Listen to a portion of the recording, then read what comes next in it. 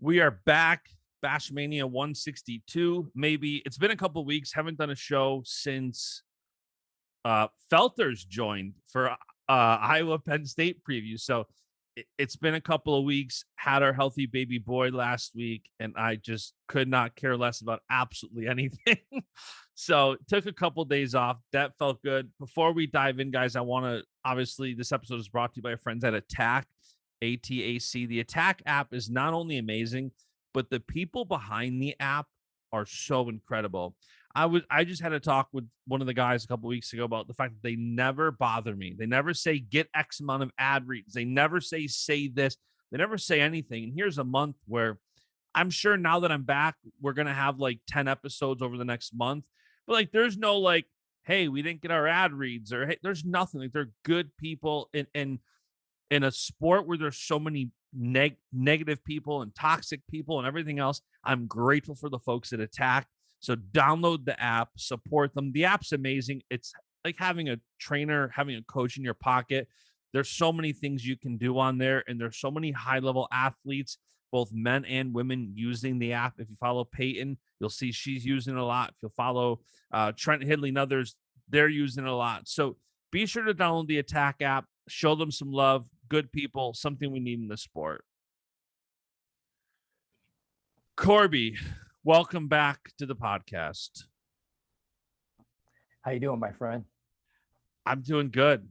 I feel so great right now. Having my baby boy on my chest all the time, all day long is an amazing feeling.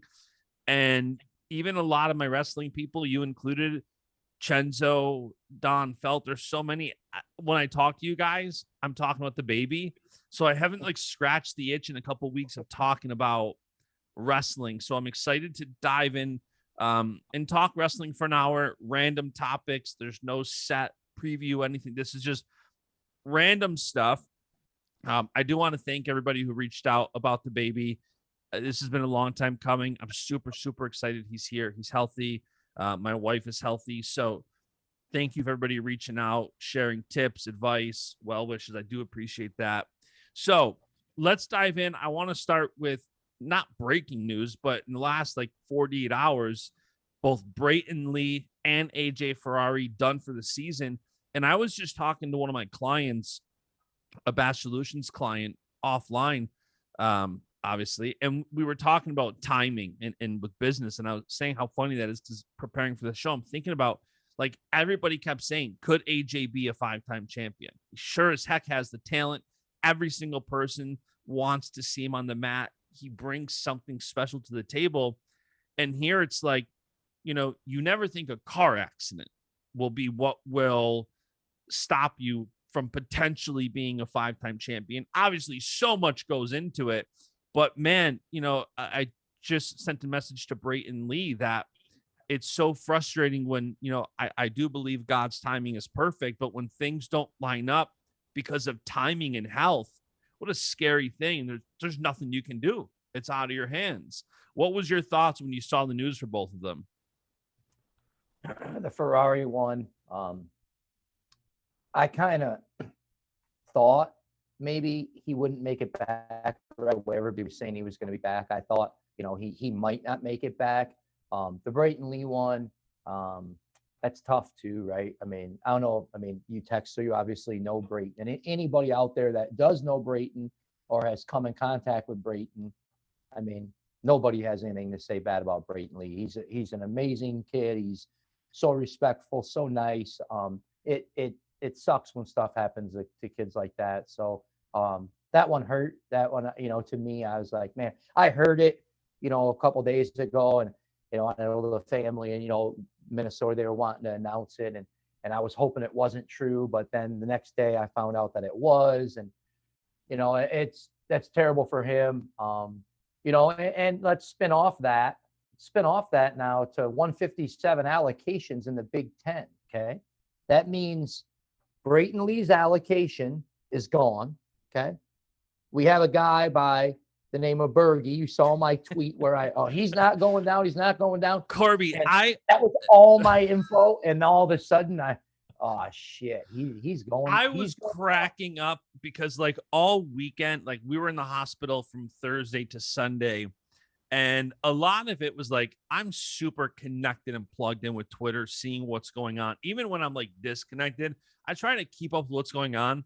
And I had saw your tweet, like Penn State fans, stop. He's not going to 57. And that's all I saw. And then like a day or two later, you're like, all right, so Berge to 57 is the thing. I was cracking up. Yeah, well, it was all the information, you know, what I was getting forever. And then I kind of just let it go, and a week goes by, right? And, you know, I kind of took my thoughts off that, and other things happened. And then after Texas, I got on and started looking, and they're talking about it. And I hadn't reached out or talked to anybody about it in, you know, a week, right? I just, hey, he's going to be there. This is what they're going to do. They're going to figure out 57. You know, Luke was coming in. They had Bear Claw. They had Tony. They were going to, and then, you know, things changed, and I wasn't aware of that, right? And then, you know, people started reaching out, and then I also had thought and was told he didn't cert down, was trying to track down, you know, that information, and then finally, you know, after, you know, connected a bunch of dots, you know, hey, sometimes you miss, right? And that one, you know, sounds like he's going down, and Edsel, another interesting one was. People, I don't know if people know this or not, but when the coaches' rankings come out, the coach actually has to go onto the website and they check the starter, right? So each coach of the team actually checks the 10 guys that they want to enter the coaches' poll. So when Edsel was entered at 65, that's because they entered him, right? So that I was like, So I thought, okay, well, they're just testing the waters with Edsel to see, you know, hey, where's his RPI? And can we get a coach's rank out of him, thinking that, you know, hey, if we can get Edsel coaches ranked, then when we get Berge in next week, we can, you know, lobby to the coaches, hey, you had Edsel ranked. I mean, why wouldn't Berge be ranked? Sure. Well, little did I know, you know, that they had that plan. And so it sounds like, you know, he's going down from all indications. And according to the math, you know, it was like 22 days from his last weigh-in, which puts him this weekend. He could be down to 157. So I don't know if he's going to wrestle Ryder at 157 or not, but he's eligible to. So here was another sticky thing. He only had 4 matches.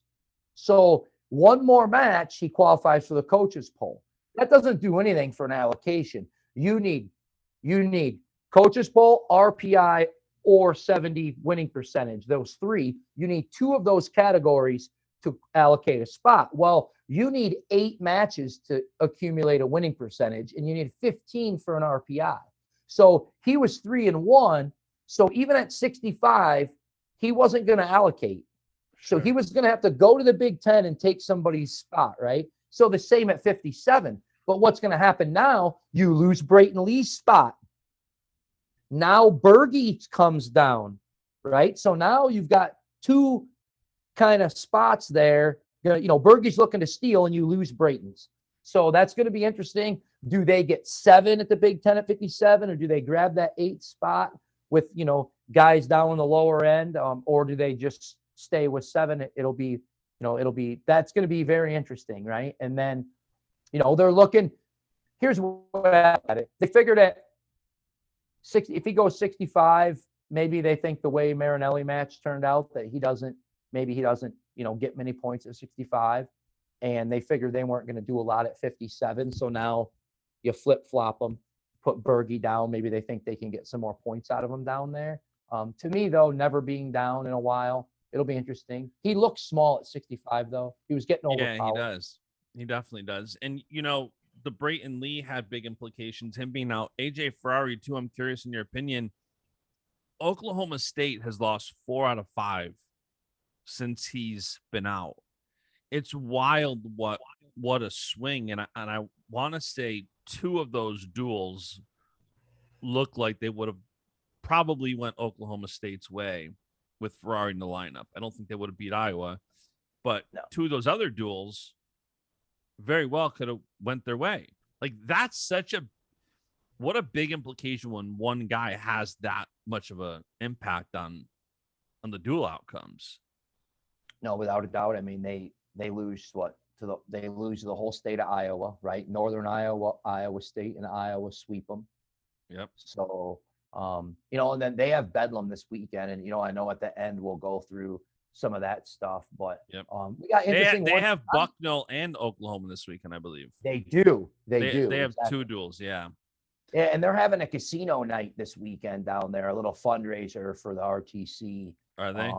Yeah, as well. So, that's right. We just launched a website for them, and I remember them talking about that. We just launched the Cowboy Wrestling Club site. Yes, and I remember the casino. Yeah, yep, that's this weekend. They're going to do a casino night.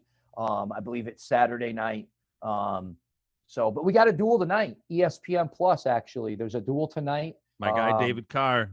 Yeah, your guy David Carr is going to get Missouri. So we'll run down a little bit. You got Terrakina and Certain. That could be an interesting match, as well as Dagan and Edmond. That's going to be really interesting because Dagan likes to hang out in an overhook whizzer all the time. And Edmond likes to go upper body and throw guys. I don't remember if you're down at the NC State. I think it might have been Missouri, NC State, or down when Missouri was at the duels in Florida. Edmond come in, middle trips. He likes overhooks. And he likes underhooks. So it's going to be that match could be interesting. I think there could be fireworks in that match.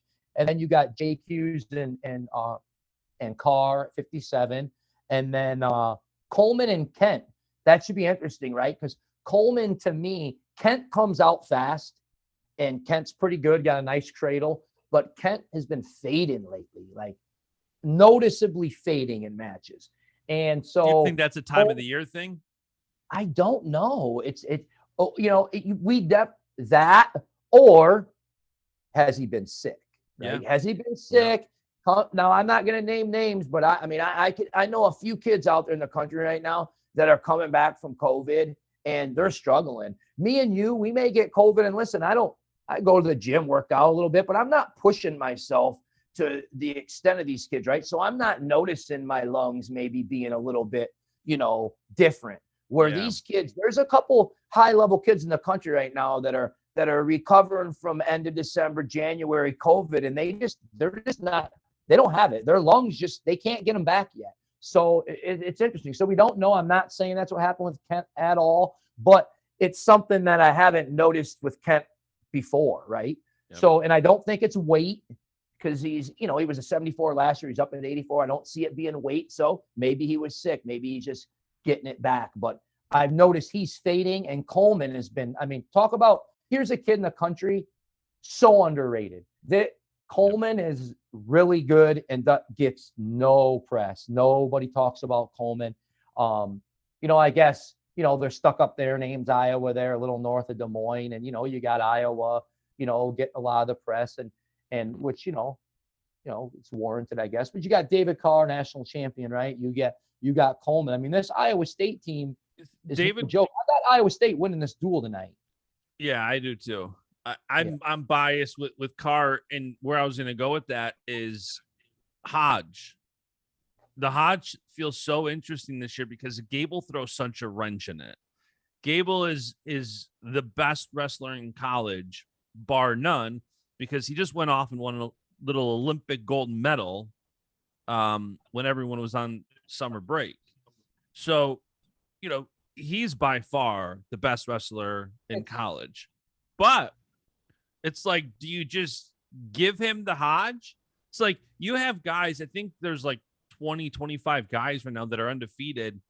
And not that they all should get the Hodge, but there's a lot of guys when you talk about a guy like David Carr, like Yanni. Yanni's up to 5 pins. I know his bonus percentage is in the 70s. But the Hodge, it's so interesting. It's like, so interesting. Do people just give Gable the Hodge because he's undefeated? He's bonusing everybody. Like, what's he got? 100% bonus rate? Yeah. And this would be a year where the Hodge would be such an interesting discussion, I think, without Gable, right? Very much so. Look at Seabass. Look at Sebastian Rivera. He's like, I think he's got, I think only 1 or 2 matches he hasn't bonused. And guys like him and Nick Lee, both undefeated, you put those two guys, let's just say that's an NCAA final and one beats the other, and that's the only loss. That's a lot of weight in my book for a Hodge. If Rivera keeps this up, and let's say Nick beats him in the finals, I look at Nick Lee like you just beat another Hodge contender in the finals. And how many matches do we get where they're Hodge contenders head to head in the finals? So that throws such an interesting wrench into it too, where it's like, man, if you don't give it to Gable, who do you give it to? It's going to be an interesting conversation point for sure. Yeah, and I would imagine with strength, the way that, Nick Lee and Ironman wrestled, and Lee beats Ironman, so that's probably going to give Lee the 1 seed and Rivera the 2-3 with Ironman. Hey, let's say Rivera beats Ironman, beats Lee at Big Ten. I think Rivera can beat Ironman 100%. I think Rivera's on fire. Yeah, let's say he does that.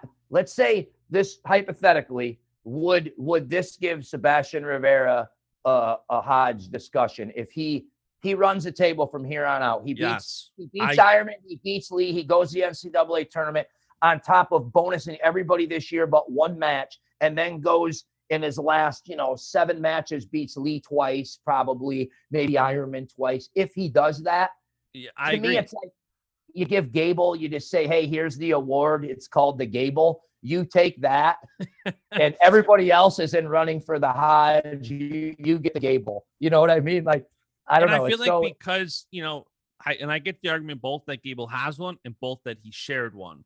So I get that argument, but I think like the NCAA tournament is going to shake out those Hodge rankings. Like you said, if Rivera goes on and run and beats Lee and Ironman both twice, give him the Hodge, because I'm also looking at like, what are they doing? And I know it's just college wrestling, but when you think of like Sebastian's also going to Puerto Rico to compete. He's also competing freestyle. He's doing so much right now. To see him have this level of consistent dominance on the college scene while doing other things freestyle. I know it's a college award, but I give it weight. I don't know if I should or not, but I definitely give it weight. 41 is, I don't think people really like the Nick Lee, Ironman, Rivera. These guys are high level. Ironman beat Kinchavili. You know what I mean? We're talking about, these guys they're high level. 41's a really deep, interesting weight. So yeah, that's interesting. Oh, and to round out at that duel tonight, we are going to get Bastida Elam, right? No Ferrari. So who's going to be the guy now at 97? We got 2 guys that have been pretty consistent this year. We've got Dean with 1 loss. Yeah. Okay. We've got Schultz with 1 loss. Everybody else has taken 2, 3, some guys 4 losses. So the consistent guys are kind of, Schultz and Dean, but Elam and Bastida, this is going to tell us a lot right here, I think, tonight on this is also 100%. And this is also that time of year where guys separate themselves or where they can't break through.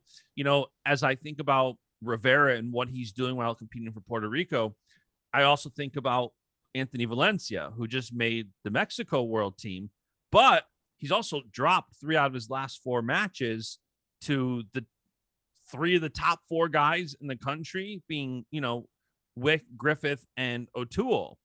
Mm-hmm. So this is that time of year where a guy like Rivera, and going back to 97, guys like Max, do they separate themselves? Do guys like other break through to the top 5?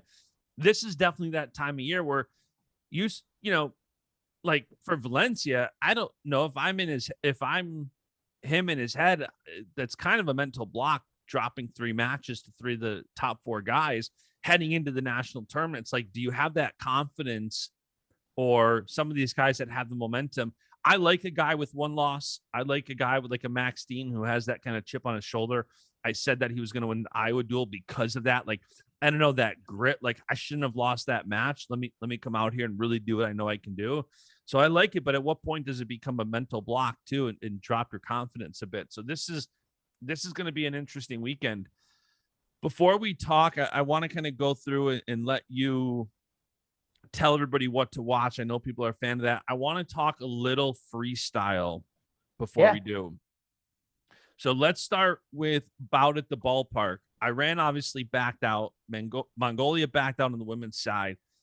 I, you know, I was not surprised whatsoever. I think when you're doing business with Iran in any sense, with what the political climate is, I don't like Iran. I have respect for Iranian wrestling fans. I've seen that they treat Burroughs so amazing and others. I love it. But when you're dealing with Iran as a country, you have to kind of expect that something like an event that, especially when you're talking politically to our government, wrestling does not matter whatsoever. So, when you're talking about visas getting denied and this and that, I wasn't surprised at all. And as soon as Iran pulled out, like we were at the hospital and we were watching it. We had nowhere to go. But I mean, it felt like an exhibition all-star match or something. Like our 10 guys outscored the 10 guys they wrestled 99-0. To 0. The only match points were in Greco, 11-3. Because in freestyle, if you score a match point, you get a point. They added the Greco match in with the freestyle team scores, and then they kept the women on their own. Otherwise, like you said, the freestyle portion would have been like 40-0 or something. Like they didn't score a match point, let alone a team. I mean, people don't, if you don't know out there, if you score a match point in freestyle, you get a team point for your team in the duel. So if I beat you 9-1, you would get 3, I would get 1, or you would get 1, I would get 3. So, we crushed them. It was kind of, to me, listen, they ran a kids tournament from noon to 3. Then they had, they had to have everybody involved, right? It's like, oh, we can't, oh no, we can't forget anybody. We need to have kids. We got to have men. We got to have freestyle. We got to have men's and women's. We got to, can't forget, we got to get a Greco match in there as well. Yeah. Here's another thing. They put the mats, okay, because originally they were going to, go, wrestle it at the same time. So the plan was to have 2 mats. So the mats went literally behind the pitcher's mound. Okay. So pitcher's mound to home plate, 60 feet, 6 inches. Home plate to the stands was another 60, 70 feet. We were behind home plate row 14 and about 3-foot slabs, another 42 feet, right? So you're talking 170, 180 feet, 3 feet in a yard. We're 60 yards from where the wrestling was started, then center of the mat, another 21 feet. You're, another 7-8 yards. You're 70 yards away from the action. I tell you what, this proved to me, Minnesota, COVID saved our ass in Minnesota. That would have been a horrible NCAA tournament, horrible experience. I know people paid $250 a seat to sit down on the ground, on the floor, on fold-up chairs. They said the sight lines were horrible. You couldn't see. You had to watch it on the big screen. I just don't know that we're at the point in our sport yet that we want to fill up arenas and watch the action on a big screen. What would have happened in Minnesota? They would have done Minnesota. 40,000 people would have came. It would have been the first year. Then they would have signed the contracts for the next 4 or 5 years for football stadiums. And every year it would have went 40,000, 30,000, 20,000, 15,000. By the time the contracts were done, the football stadiums, there would have been less people there than in the NHL, NBA stadiums, the way we do it now. It was horrible, absolutely horrible. Well, and I had said that when people were crying about me saying, listen, I can't remember what event it was, but I said, I'm not going to go if I have to stand there and watch in a mask. I'm like, it's just not enjoyable for me. And for me, I love, and we've talked about this when you've been on here before, I love watching it on TV because you get such a better view of it and you can, do a lot of things at once. And I even told my wife, like, I'm waiting to see what happens with Detroit. I have everything booked for NCAAs, but I'm still waiting because I don't want to be watching the big screen instead of watching the action. And if I'm at an event and I've kind of been spoiled with my access, like Big Tens, when I went at Rutgers, I was in media row. So I'm literally sitting on top of the mat watching it. But when you're in a venue like that, there's not a bad seat in the house. That's like the size that I think fits wrestling really, really well. And even I'm assuming I know you guys that went were all sitting like behind home plate basically. And the cameras, it was only showing the outfield. So instead of showing the fans being excited behind the action, you're showing empty seats. I'm like, it's never a good look. I would have tried to position the cameras the other way so you see excitement and you see the fans versus, Well, you would have never nobody in the saw us. outfield. We were 60 yards away to, I mean, you know, you were 50 yards away to row one, you know, and then they were selling dugout seats. So you would have sat way back in the dugout trying to see the action. I mean, I don't know. Listen, instead of trying to involve, if you would have just marketed the one duel and they would have moved the mat, like when Arizona State did it at the ballpark, they had the mat behind home plate right up there by the backstop. So people are kind of close. You just couldn't, you literally row 14 behind home plate.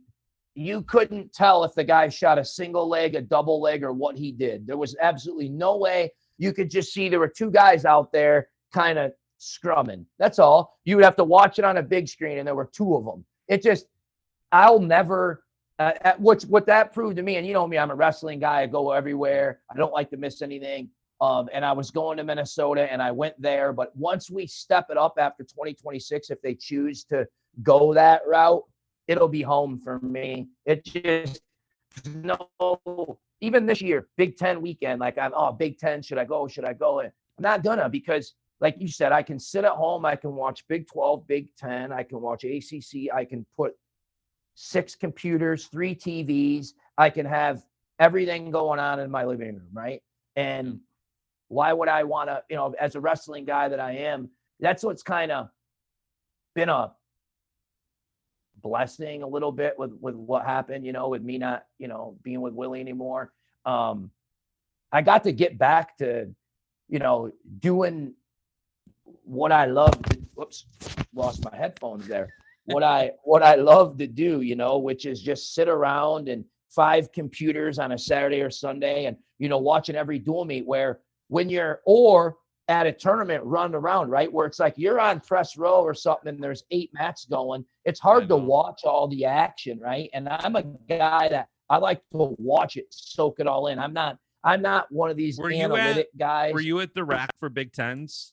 Oh, yeah. So it was funny because being on, at least on the floor, you had to go up, exit, and go all the way around to get back to the other side of the floor. So every time, like, one of my guys was wrestling the other side, I'm like getting up, going all the way around. But, you know, that was fun. It, like you said, it's funny because NCAAs, I don't know. I've been holding my son every day, all day, as much as I can get. So to leave a 1-month-old, if it's not the perfect ideal conditions, and I think he's too young to just fly him and my wife with me to NCAAs, which I might do for the Open because I really want to get back to the Open in Vegas. So hopefully they can fly out with me because that's always a fun event. But yeah, it's going to be interesting. You know, I guess I like the notion for Bout at the Ballpark. I hope they do more events. I just hope they kind of I don't know who's coming up with these ideas, but I hope they consult with more people to try to just round out the execution a little bit better. I saw a lot of people that are typical best event ever, great event, like the typical rah-rah, whether it's because Flo put on the event, whatever it is, you see them. And I will say the streaming was perfect. I was in a hospital. I'm sure my Wi-Fi wasn't the best. There wasn't a single streaming issue, but I do hope next time it's a little bit different, which brings me to my next point. I have been blown away by this Rudis Supercard. Oh, I can't believe when you were just saying how NCAAs and this, I'm thinking, you know what? Even like now this Rudis card has got me like, I'm pumped. Like I'm so pumped to get there this Wednesday night before. Listen, I'm more excited for this Wednesday night than I am for Thursday, right? Thursday, I mean, the rubber meets the road. It gets going, right? But then Friday, Saturday, it's really good, right? But, yeah, man, I'm more excited for this Rudis card. You know, I'm going to be there for 100%. And it's going to be. Yeah, I want to do a whole I want to do a whole preview show because, there's so many great matches. I mean, it's like J.O. versus Pantelio, Zane versus James Green, Hildebrandt versus Gross, Derringer Imar, Miles Martin, Mark Hall. Like, you have so many great matches. Obviously, Snyder versus Cox in a best of 3. These are world team trials caliber matches. And I don't know. I haven't talked to anybody competing on what the money looks like. But, knowing the sport as well as guys like you and I, some of these guys aren't competing unless they're getting paid good, especially against and I'm not saying this about Zane or James, but for them to go against each other, knowing that could be a World Team Trials final, they're getting paid good. Whether or not they would do it for free, I'm not saying that. I'm just right. Some of these athletes, that's how they are. So, it is going to be an awesome event. It is interesting. It's for anybody listening who's maybe thinking about going, it is 21 plus to attend. Yeah. That's kind of buried on the poster a little bit. So anybody listening who's thinking about attending, just make sure you pay attention to that, because I'd hate for somebody to show up with their kid or kids. It's at a casino. Yeah. So you have to be 21 to enter the casino. Yeah, it's at Motor City Casino. And Jordan and Lauren Burroughs are going to have their gold party after. So it's going to be an electric night of wrestling first there. And the venue is super cool. If you've seen what they've been posting for where it is, and same with the gold party that Jordan and Lauren are hosting, which, by the way, go to allweseeisgold.com. That's the website for the party and for the foundation Lauren and Jordan are doing, where they're going to give back. They pick a local club. It was pretty cool when I was there a couple years ago. I think it was in Pittsburgh. They helped the local club. So awesome event. I'm super excited. We are going to do a preview show in the coming weeks. There's a lot of, I'm thinking actually maybe next week or the week after, because you have a week before conferences. So it's, instead of just saying the same thing over and over, might be nice to do a preview show, get that out there and let people listen to it for a couple weeks. But super excited for that. Next up on Freestyle 2, just before we went on here, I actually posted this on ROKFIN.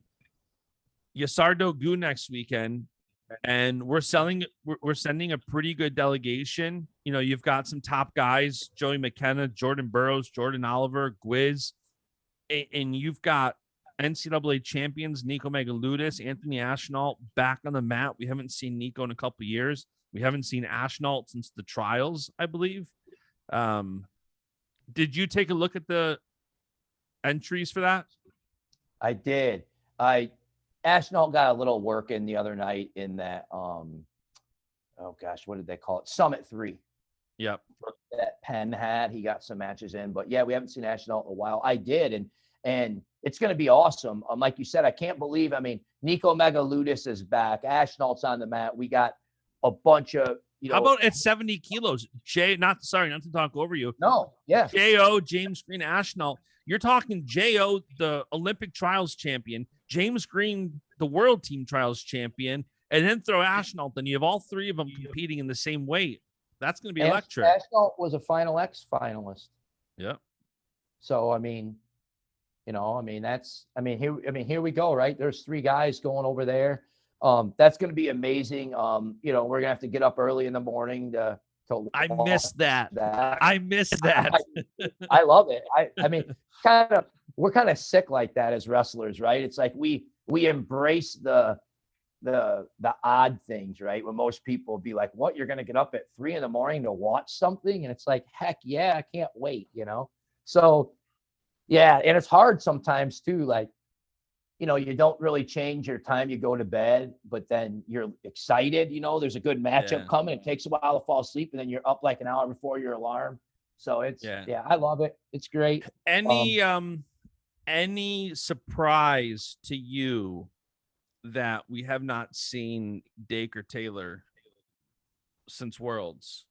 Nah, nope. No surprise. I think,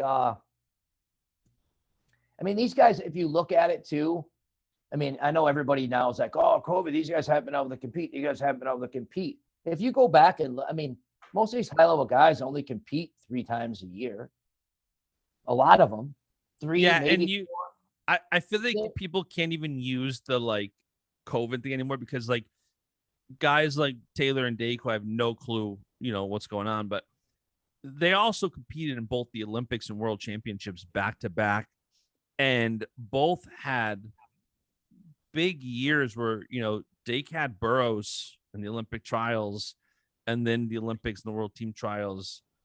Taylor has been wrestling everywhere for years, so I'm not really surprised either. I am curious to see when they come back, and those are guys who typically always get after it.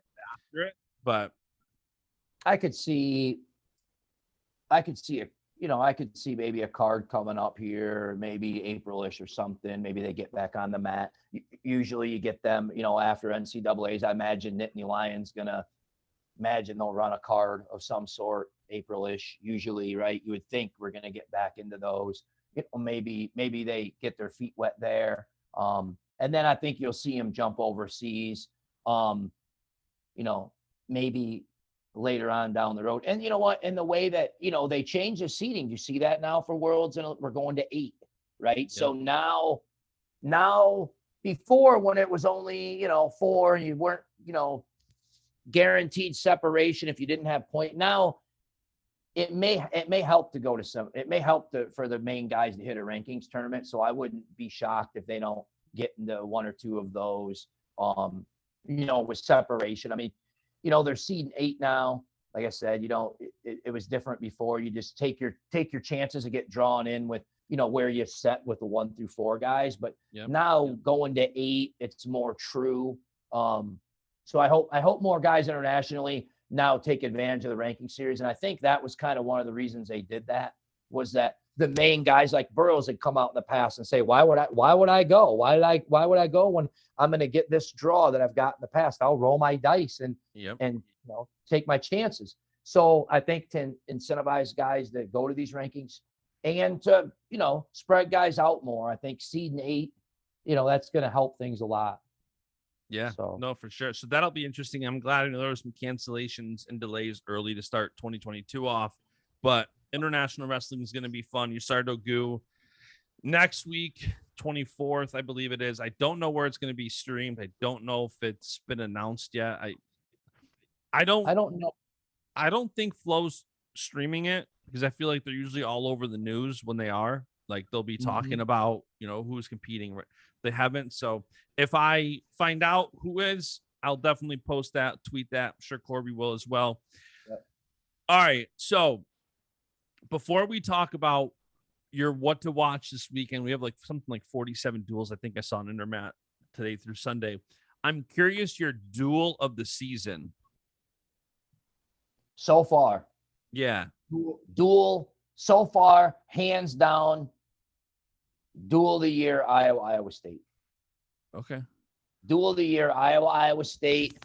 I thought maybe Penn State, Iowa could, make a run at it there. If Warner, pulls that match out, looking really good there, and he gets beat at the end, that changes things for that duel. But yeah, I mean, Iowa State. I was at that duel. Epic. I was at Iowa, Penn State. I was just at Iowa, Okie State. I was at Okie State, Stanford. I've been at some Rutgers matches. Even watching online, I mean, I think Iowa State was a great duel meet. I mean, I imagine there's been some other ones, but to me, that's what I'm going with. It was electric. As a Penn State fan, I got to go with Penn State, Michigan, or Penn State, Iowa. As a Penn State fan, enjoying a duel like that is so fun. I know what you're saying too. Like, especially when you're there, I feel like even a duel that isn't the best duel, when you're there, the crowd can make it the best duel. Oh, it like when you're talking about Iowa State, like when you're talking about an atmosphere like that, that is like my favorite duel ever was Penn State beating Ohio State in Rec Hall when Ohio State was the favorite to win. Nolf on the sideline with crutches. I'm like in the tunnel. I crashed my truck that night. I had so much adrenaline, thought I could drive home and not fall asleep because it's 4 hours. And I was staying at Cal's house for the weekend. He's like, "You sure you don't want to just crash and drive home in the morning?" And I ended up crashing, just in a different way. In a different way. Yeah. No, that meet though, that Iowa Penn State electric. Hey, when are we gonna get rid of the Merkle takedown? When are we gonna just get rid of the Merkle takedown? Here's the thing. Why? Here's why. So if folk style wrestling is about control, how is there? If I have one move from there, right? I have my inside leg in. I have you locked up. I have one move. I can try to extend you and roll you through. You as the bottom man, you have multiple options there. You can come up, elbow me in the chest, go Granby. You can. There's multiple options there. So the guy on the bottom actually has more options than the guy on the top. For one. For two, it's not control. It's not called consistently. And, you know, the guys that were good at it, I know Corey Clark's probably going to be mad at me for this, but I get rid of it. I get rid of the Merkle. What match? Was it just in a match? I'm assuming that's why it's. That was the Kemmer. That was the Kemmer Carter at the end when he had the Merkle Carter. Because a lot of times what happens in that position and it gets hairy is that the legs like across the guy's chest there, and the bottom man's kind of got it curled, right? Like he's in a curl and he's got the leg. And then obviously Kemmer drove him forward and tried to hook the leg, but he didn't get the leg hook. He just got it in between the two legs. So it's like, where is control there? It's so hairy. And freestyle, that's not a takedown. You got to clear the leg, get around the guy behind the hips. I wish we would just, we already go to hand touch. We already go, you know what I mean? You already can hit a slide by. The guy touches hand. It's two. You don't need the Merkle anymore. You know, it's just I don't know. To me, I wish we would get rid of the Merkle takedown. I hope there's a lot of rule changes that need to happen. Merkle takedown, I wish was definitely one of them. All right, so Corby, we're at the final segment. What to watch this weekend? This is your segment. This is where you shine. I go to your Twitter now. For anybody listening who's not following Corby yet, I'm not sure what you're doing, but he's at Corby, Corby, Matt, M-A-T on Twitter. And he's constantly tweeting out every day what duels are on, what great matches you should be watching. So make sure you're following him. And he's also sharing where the duel is taking place. If it's on ESPN Plus, if it's on Flow, BTN. So you need to be following that. I try to retweet it as often as I see it. So Corby, final weekend of the regular season. There's some real good ones. Wisconsin schedules UNI Friday, Cornell Sunday. So are you kidding me? So here we go. Tomorrow night. Okay. We talked about tonight. We got Iowa, Missouri. We talked about that. We got tomorrow night, Flow. All these times I'm going to list are going to be Eastern times. 8:00 on Flow, Wisconsin, UNI. So we should get Barnett and Teskey. We should get. That'd be a good one. That's a good one. We should get Hamidi and Yant. You know, Yant's been wrestling tough. Yant beat Whitlake. We got McNelly, Runyon. Good one. Friday night, ACC TV, 7:00. NC State. I mean, in-state rivalry.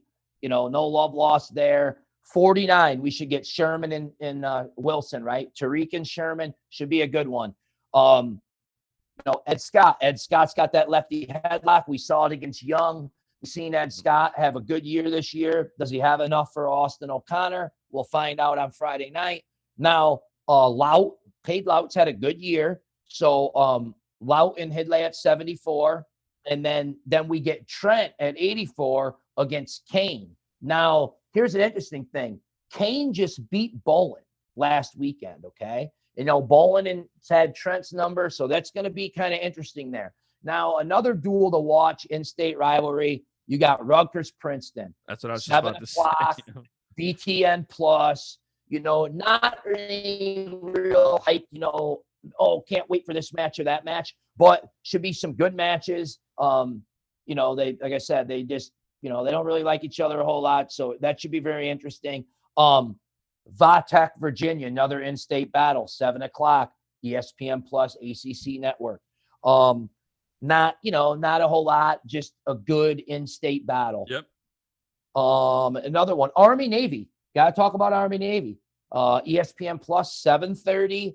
One match in there I'm interested in seeing at 57 in Cerniglia versus Hartman. That's 2 ranked guys. Should be an interesting match.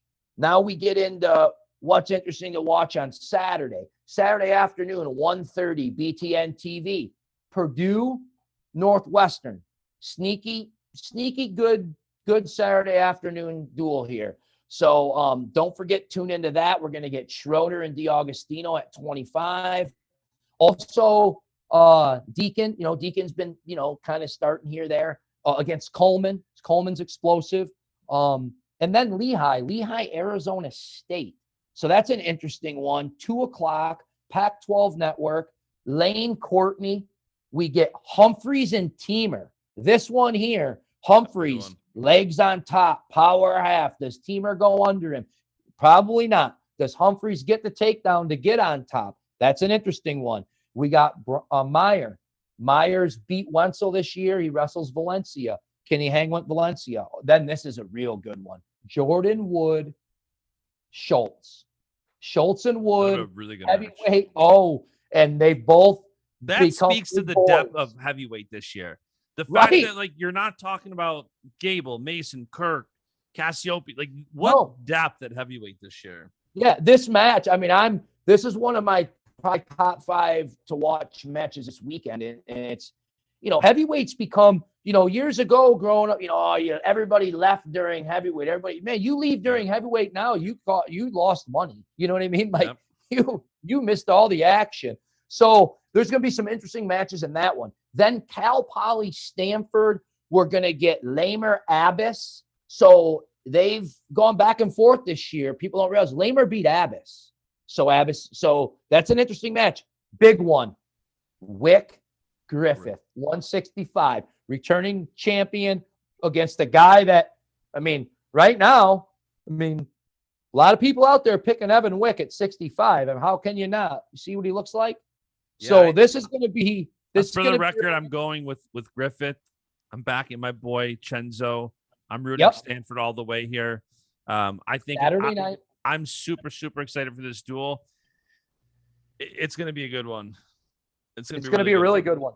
They're Cal Poly sneaky good, man. I'm telling you, Cal Poly does a really good job. And then we get into Sunday, and we've got Cornell, Wisconsin, BTN Plus, 1:00, Vito Barnett, Yanni Gomez. Can Gomez, get in there, his ties, mix it up? Can he hang with Yanni? Does Yanni open it up on a guy, where Gomez not, more methodical, not as, Gomez is a heck of an athlete, don't get me wrong, but not as darty as, a Yanni, right? He's more, so he wants to get his hands on you, kind of a contrast in styles. Ramirez Hamidi, interesting match. Folka McNally, 2 long, scrambly guys. This is a match that's going to be they're going to be biting each other's ankles, rolling around a lot in that one. Jonathan Lowe and Weiler, another one. Weiler, there's weeks Weiler looks like, man, it's going to be really hard to beat Weiler. And then there's weeks that Weiler, doesn't look as good. Last year, Weiler was really hurt. This year, I like what I'm seeing out of Weiler. Cardenas, big, strong, 97 against Amos, right? What happens there? Interesting match. And then Hilger Fernandez to round it out. We got an in-state battle, Michigan, Central Michigan, 2:00, ESPN Plus. Now, Misic is going to get Dresden Simon. So that's an interesting match for him. And Stencil Paris, we've had some pins in that matchup before, so that'll be interesting. Then we get Bedlam 2, Oklahoma State, 3:00, ESPN Plus. Watch out for this McDougal kid at 149. McDougal out of New York, Niagara kid, wrestling Jaffeller at 49. Watch out for this kid. That's going to be interesting. Thomas and Sheets, 3-3 in their career. Overtime win for Sheets earlier this year. So Mantanona Plot, interesting. Plot's got the edge this year. Plot majored him. Plot's got the edge in the career 2-1, majored him this year. in-state battle, NC State, South Dakota, and North Dakota State, South Dakota State, flow, 3 o'clock. Tag's funky. Tag's kind of been rejuvenated there at South Dakota State at 33. Look for him in March to have an exciting match. Weber and Cook. Cook got Weber earlier this year. Pence and Sloan. Last year, Sloan teched Pence. So, Pence has been coming on. Can he close the gap there? And we got Metz and Nevels. Then Vatek, NC State, 6 o'clock, ACC TV. This is going to be a great duel. It was canceled. It's not going to count in the ACC dual meet standings. NC State's going to get the win for that because it was already a prior forfeit, but they rescheduled it. They're going to wrestle. The matches will count. Latona Camacho. Latona is 3-0 against Camacho in his career. People probably don't realize that, and then we get Tariq Andonian, Tariq Wilson Andonian, probably going to be fireworks. Then here we go. Hayden. Here we go. What do you think? 174. Hayden and Lewis. Who do you got? Mackay, Hayden. I think Hayden. On the spot. I think Hayden. Big Hayden. I don't think since Mackay won it as a freshman, he hasn't, in my opinion, been that level. If here's where he was when he won that, he's been going like this. In my opinion, he has not been right here. No, I get it. Where he needs to be to beat Hayden. I just don't know if size, if Mackay Hayden is so strong. And Mackay, one of Mackay's perks is his strength. So if Hayden can zero in on that and kind of reduce Mackay's leverage of strength, we're going to get a really, really good match.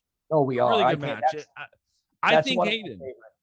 Yeah, it was Whit Griffith and Mackay Hayden are my two favorites of the weekend. But yeah, I mean, and then we get Bolin and Trent, right? To me, Trent's a different guy this year. Bolin as well. I've noticed, kind of down a little from what Bolin's normally been. I've seen Trent up. I got Trent in this one. Trent's had a hard time taking Bolin down. They've had a hard time taking each other down. We've had a lot of riding time wins. We've had a lot of, escape wins. So that'll be interesting. Then we round it out, end the weekend. Unbelievable dual meet. 7 really, really interesting matches here. Iowa, Nebraska, 7 o'clock, BTN TV, right? Do we see Ayala, right? Do we see Drake back against Reno to get his feet wet before the Big Ten tournament, or is Drake done for the year? I'm leaning towards, we see Drake this year. Do we see I Drake? really hope we do. He's so electric. I love watching that kid. There was some pictures surfacing from Bout at the ballpark. He had a good sweat on. So, he was working out. So, the signs are pointing to we see Drake again this year. It looks like, right? We've seen pictures. We've seen, at this dual meet, he's warming up. He was, out there doing some drilling and stuff. Some pictures floating around of him sweating. So it looks like he's working out. My guess would be we see him Big Tens. Do we see him Friday night? Or Sunday night? I'm not sure. Then we get, to me, we start off, Ironman Red gets this dual meet going, right? 41 Ironman Red. Then we get right into Mirren Lovett. Then we go right into Robin Young. Then we get a little bit of a break there with Marinelli and Bubba, although I expect Bubba to be able to hang in there. Then we get Mikey Labs and Kemmer. Then we go right into Venz and Assad. Venz, too, this year, kind of not as good as he's been. We saw a really flat, feet in quicksand Abe Assad at the ballpark. Abe Assad was knee-deep in the beach there. It happens to kids sometimes. Just feet aren't moving. You just not your night, right? Didn't look like it was Abe's night. Don't expect. I wouldn't shock me Abe Assad beats gear next time they wrestle. And that was almost the major. Just didn't look like Abe's night. I expect Abe and Venz to be a great match. Schultz Warner. We talk about 97. We talk about the pecking order now. This is going to tell us a lot about 197. Schultz Warner. I mean, this is gonna tell us right here what's gonna happen a lot. With the seating there at the Big Ten, you get Dean in there, you get these guys, you get Caffey, it's gonna be a mix of guys. Who you got in that match? Whoo, it's tough. It is so tough. The way Schultz manages and is crafty and smart and holding positions and the length. But tell you what, right now, Warner's probably one of the most talented kids in this weight, right? If Jake Warner just looks in the mirror and is like, I'm the best every day from here until end of March, he might be the best. You know what I mean? That's the thing. I think Jake Warner is that good. He's that talented. So man, it's so weird, right? I mean, Warner's so good. If both 100% of both kids show up, I'll take Warner. But I don't know. I don't know what's going to happen there. I love both kids, man. My high school coach growing up, high school club, whatever, that's his nephew, right? So his dad, father Eric Schultz, wrestled at Purdue in the late 80s, right? Stud, two-time Illinois high school state champion. That's Eric's father. And so, and Dean's his uncle. That was my high school coach. So that's a hard one to pick against. And then Warner, I mean, heck, Sean Warner, love him. Washington, Illinois. I'm an Illinois guy. So it's hard for me in that match. And if they both show up 100%, I like Warner, but we'll see, man. Schultz is so hard to wrestle. Schultz is so crafty. I don't know who to root for here because I don't typically root for Iowa guys. And Schultz did piss me off giving the Hogan year, winning a very questionable match. I love it. Oh, if that pissed you off, you should have met his father then. Oh man, Dad had some cockiness to him. Boy, I remember I was a kid watching his dad wrestle. But yeah, Eric's not as arrogant. And I don't dislike Schultz at all. I'm probably rooting for him here in this match. Yeah. And even in the rankings, you have Schultz in Intermat's ranking. Schultz is 3 and Warner's 4. So this is a potential Big Ten semifinal match that we're getting a preview of. Penn State BASCH. He's like, that guy pissed me off really bad, but I'm not picking Iowa. Yeah, and I mean, I forgot who I was telling after, because somebody I put the tweet out like Schultz doing the Hogan ears all time stupid. And somebody called me out and said, I forgot what the text just was. Being a kid or whatever. Yeah, I'm like, look, as a Penn State fan, I'm naturally going to dislike anybody that, right. In the moment, I dislike him. An hour later, I don't care. Yeah, I don't care. Yeah. It's watching sports. Right. And that's the whole thing too. I want to, and we'll end on this because we talked about Iowa, Nebraska. And I just don't think I'll speak a little bit on the the Gomez, situation that happened at Iowa and that, sorry that happened to Austin Gomez. Austin Gomez knows how I feel about him and his family. Great people. Love Austin Gomez. But I don't think people realize that Carver Hawkeye Arena, Iowa in itself is a state. They have no pro sports, okay? None, zero, okay? So those fans are, and I'm not, like I said, what happened in there, what was said, that's horrible. It should not happen. But that one guy doesn't, there's 15,000 people in there, and them fans are like, it's like the guy at the Raiders games with the spikes on and right. It's where I don't think a lot of people in the country understand the fandom, right? And going to Rec Hall, right? You get these big, you know what I mean? And people, you get drunk and yell and scream shit and F you and this and that, and you know, where it's like you're not going to probably get that at a Stanford Cal Poly duel, right? Where, you know, I mean, you come to the rack at Rutgers, woo, I mean, they get Look going. at I absolutely love Bill's Mafia, but some of the things you hear Oh, when you're at a football game where people are drunk and you know, it doesn't exactly bring the best out in people. And no, it doesn't. And they decided to serve beer in Carver this year, and I would assume that experiment's probably going to go by the wayside. Be my guess. But and they are too. I don't know if I mean it doesn't matter to me, but there are going to be beer sales at the Big Ten tournament in Lincoln as well this year. So really, yes, yep. all you beer drinkers, there you go. I'll be excited when they serve wine one day. I always like NCAA's. Next year, I want to go in with a couple people and get a suite.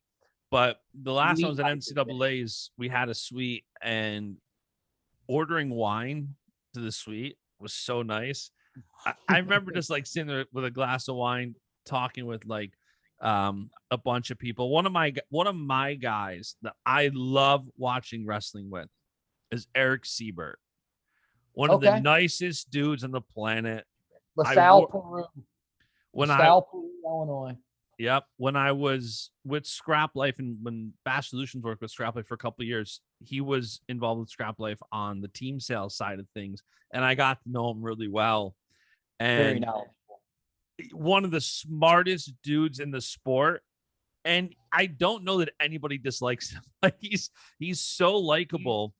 And like just that was it. Like sitting with him because he's a wine drinker too. So sitting there drinking a glass of wine, talking wrestling, the absolute best. And this year, if I go, it's just on a media credential. I'll be bugging around trying to, you know, cover it, bring attention to different athletes. I want to try to get their stories out there more and more, do what I do. But I think next year I'm going to have to go in with somebody on a suite because it's just there's nothing like a suite at NCAA's is the pinnacle of sports for me. There's nowhere I'd rather be when it comes to sports. It's nice. Yeah, Eric Siebert, actually, so growing up in the area I did, and we were probably about where his dad was a high school coach for LaSalle, Peru, way back in the 80s. And when I was a kid, coming up as a teenager, like 11, when I was 13, 14, 15, in middle school. Prior to that, they always came to our regional 10, 11, 12. LaSalle, Peru was in my high school's regional, and his dad was the coach and had some really good kids.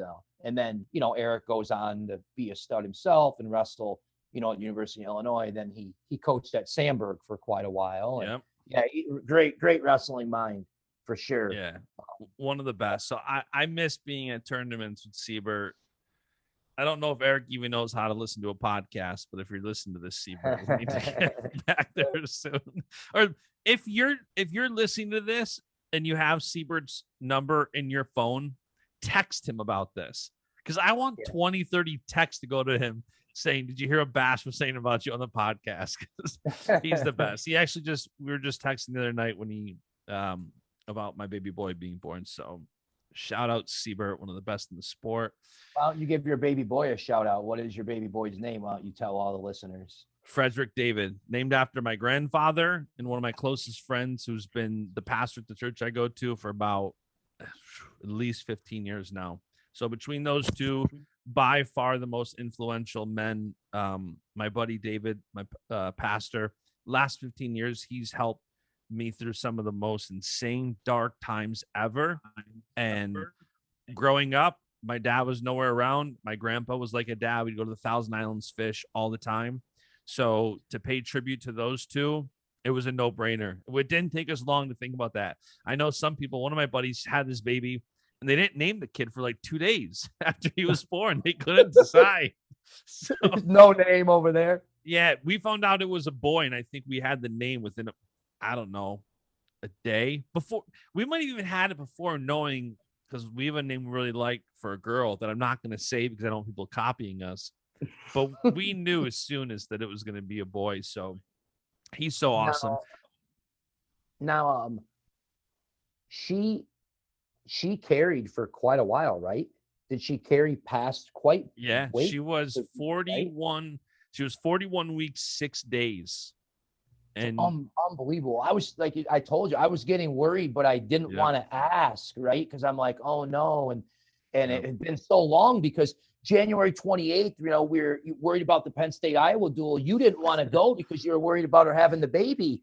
And then it's like another week, and I'm like, oh, and I start asking others. I'm like, oh no. And then, you know, everything was great. And she just, that little boy, old Frederick, he didn't want to come out.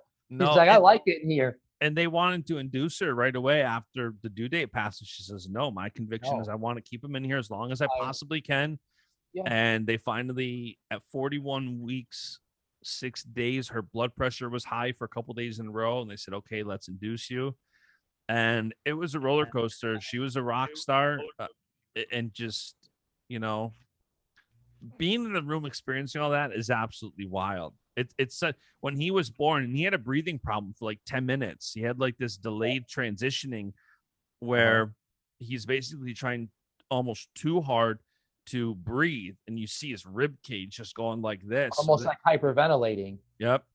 So we had to go over to the NICU. So right after he was born, they did a couple things, and I was out the room. I followed him, went with him to the NICU, and within a half an hour, he was breathing awesome, and he did awesome. My wife did awesome. So now we're just home. The second I get done with this episode will be up within an hour or two. But the second we hang up here, I'm going to grab him and and just he's the best. That's awesome, man. I'm so happy for you. Thank you. Well, speaking of that, now that I'm talking about him, I gotta go get him. I miss him. It's been like an hour and a half. I gotta go get him. Yep, let's do it. Let's wrap it up. Yep, let's wrap it up, and we'll be talking again. Oh yeah, this is the season for the next couple of months. Expect a lot of shows. I'm back. Took a couple of weeks as we were gearing up to have him, and now that he's home, but I'm back. So we're gonna have some fun. If you're not subscribed, subscribe on Apple, Spotify, YouTube, ROKFIN, wherever you want. Shout out again to Attack for sponsoring. If you guys haven't downloaded the Attack app, ATAC, follow them on social, download the app. You'll enjoy it. All right, Corby, let's watch some wrestling this weekend. All right, buddy. Bye. All right, see ya.